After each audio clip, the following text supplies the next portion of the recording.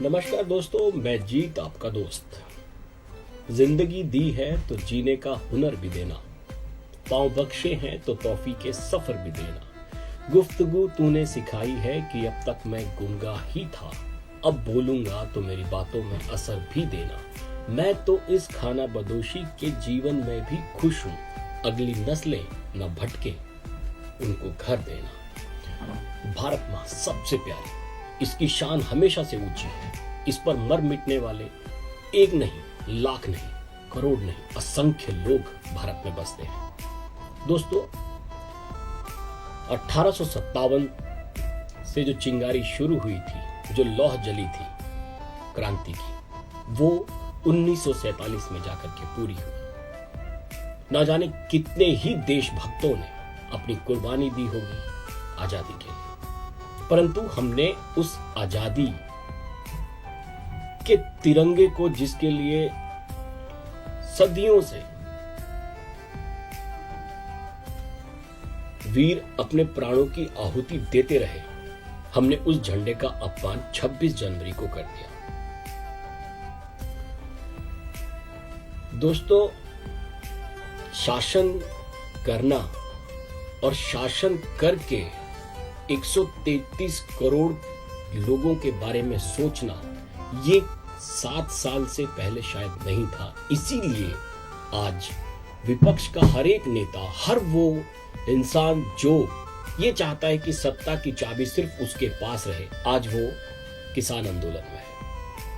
मैं आपको छोटी सी बात कहूं कि आज से पहले भी किसान आंदोलन के ऊपर में बहुत सी कमेटियां बनी।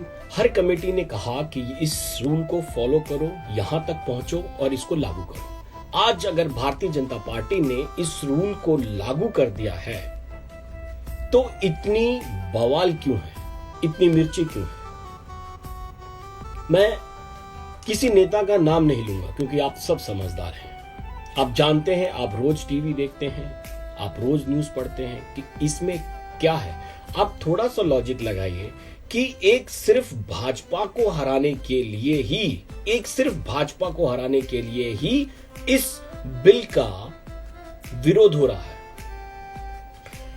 दिल्ली में चुनाव आए तो जेएनयू, यूपी में चुनाव आए तो इस्लामिक यूनिवर्सिटी अलीगढ़, गुजरात में चुनाव आए तो कन्हैयालाल। ऐसे कितने ही चुनाव आते हैं। अभी पंजाब में चुनाव है तो किसान आंदोलन। कांग्रेस और उसकी पार्टियां बीजेपी को घेरने के लिए जहां जहां चुनाव आते हैं वहां पर एक इशू खड़ा करती है। दिल्ली के अंदर में बहुत से मेरे दोस्त कहते हैं, साथ में पढ़े हुए, आगे जो मेरे फेसबुक के, ट्विटर के बहुत सारे दोस्त ऐसे हैं, कहते हैं कि 26 जनवरी को गोली क्यों नहीं मारी। टिकैत जी भी कहते हैं कि 26 जनवरी को गोली क्यों नहीं मारी। दोस्तों, अगर एक भी गोली चलती ना तो सड़कें लाल हो जाती।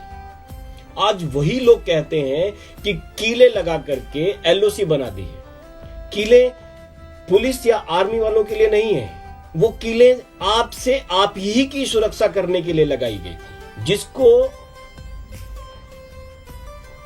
राजनीतियों ने अपने फायदे के लिए वो दबा दी। मेरी हाथ जोड़कर गुजारिश है आप लोगों से, प्लीज प्लीज वो कीलों वाली जो सरहद है ना, उसको पार नहीं करना। आवेश में आकर के भड़कने से भड़कना नहीं, शांति रखना। आंदोलन वो है क्योंकि इस आंदोलन में पहली बार राजनीति तब आई जब आपके बड़े बड़े बैनर्स और पोस्टर उन लोगों के लिए लगे जो इस देश का विरोध करते हैं, जो इस देश को तोड़ना चाहते हैं। किसान पहले मंडी में जाता था अपना सामान बेचने के लिए, दलाल खरीदते नहीं थे, घंटों दिनों वहीं बैठा रहता था। बारिश पड़ती थी, पानी से भीग जाते थे, फिर बोलते थे अनाज खराब हो गया आपका, ये बिकेगा नहीं, इतने का बिकेगा, लेना है तो लो। 7 सालों से पहले किसानों ने कितनी हत्याएं की हैं अपनी, आत्महत्या करके फांसी लगा लेते हैं। तब ये सरकारें और तब ये किसान आंदोलन कहां था? आज ही क्यों जब ये बिल पास हुआ है। सोचिए कि तब से लेकर के अब तक कितने लोगों ने, कितने किसानों ने आत्महत्या कर ली। बिल नहीं भर पाते, लोन नहीं चुका पाते, सामान नहीं बेच पाते। आज सरकार ने उनको अपनी मर्जी से सामान बेचने के लिए, अपनी उपज को बेचने के लिए छूट दी है। मैं पहले भी इस के ऊपर एक वीडियो बना चुका हूं, परंतु आज सिर्फ मैं इस बात को लेकर आया हूं कि दोस्तों, देश हमारा, उसके मुद्दे हमारे, उसमें क्या करना है क्या नहीं करना है, ये हमें बाहर के कुछ लोग बताएंगे। ट्विटर हैंडल्स पे उनको पैसे दे करके, उनको बोलकर कि आप ये लिखिए, आप ये बोलिए, और हम अपने लोगों का समर्थन नहीं करते। हम अपने लोगों से बहस करने लग जाते हैं। यही तो मार खा गए हैं। अब एक बात को अपने विवेक से सोचिए, क्या सच में 7 सालों में देश बदला नहीं है? अच्छी सड़कें, अच्छे कॉलेज, अच्छे स्कूल, अच्छे अस्पताल, इस कोरोना की महामारी के अंदर में सरकार ने भरपूर प्रयास किया है। यथा उचित संभव एक प्रयास जो हर एक आखिरी गांव के आखिरी मानव तक खाना पहुंचाने का काम। आज कोविड की वैक्सीन पूरे भारत के अंदर में हर पहले कर्मचारी को दी जा रही है जिसने देश की सेवा की है। धीरे धीरे ये सब में आएगी। भारत दुनिया का वो देश है जो इस वैक्सीन को लगातार सप्लाई कर रहा है। इतना सब होने के बाद में भी आप लोग ये कैसे सोच सकते हैं कि किसान का बिल उसके विरोध में होगा?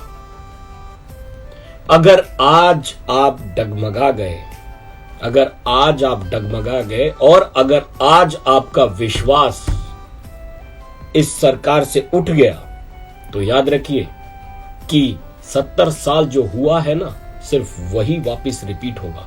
भारत जो आज यहां से यहां से यहां चढ़ता जा रहा है ना, वो उसी रफ्तार से ऐसे नीचे की तरफ आएगा। आज सेना के सौदे होंगे, सेना के लिए कुछ चाहिए।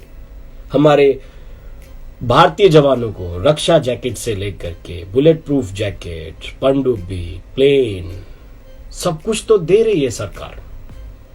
आपको कैसे लगता है कि सरकार आपकी जमीन ले लेगी?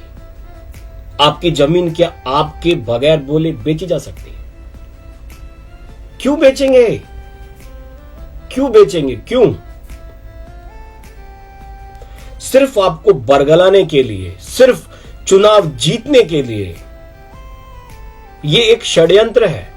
और मैं अपने दोस्तों से कहूंगा, नौजवान युवाओं से कहूंगा, सिर्फ ट्विटर, फेसबुक और व्हाट्सएप की जो बातें होती है ना, यहां से शेयर करके वहां शेयर करना, यहां से शेयर करना, वहां शेयर करना, ऐसा बंद कर दो। क्यों? क्योंकि इससे आप लोगों को भड़काते हैं। क्योंकि शायद ज्ञान नहीं है। हम आधा ज्ञान जो हमारे को बाहर से आता है ना, हमारे विरोधी देश जो ऐसा करना चाहते हैं, वो अपने देश के अंदर बैठ करके भारत के खिलाफ एक षड्यंत्र रचते हैं। उसके अंदर में लाखों ट्वीट करते हैं, हमारे दोस्तों को पहुंचाते हैं, अपने युवाओं को पहुंचाते हैं, जो उनके हैंडलर हैं यहां पर, वो आप में स्प्रेड कर देते हैं फेक न्यूज। वो न्यूज आपने शायद आज भोले भाले किसानों के मोबाइलों तक भी पहुंचा दी है। काम की चीज आप पहुंचाते नहीं है। फालतू के मैसेज और फालतू की चीजें आपने हर उस एक किसान के हाथ में पहुंचा दिए, तभी वो किसान आज वहां बैठ गया, क्योंकि उसको बिल के बारे में वाकई नहीं पता। अगर पता होता तो शायद वो वहां पर नहीं बैठते।